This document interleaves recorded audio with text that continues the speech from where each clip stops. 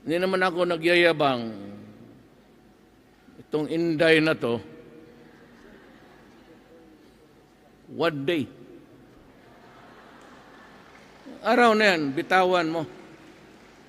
Napaka ano yan, mas ano sa akin yan, mas stricto sa akin yan. Yung empleyado City Hall ngayon, maglakad, hindi ka pwede magsanda palak, gano'n. Nung mayor ako, nilalagyan ko ng TV every office. The condition was, you use it during noon break. Para may mapanood sila, balita, they are kept abreast with the developments of the country. So nung si Inday na,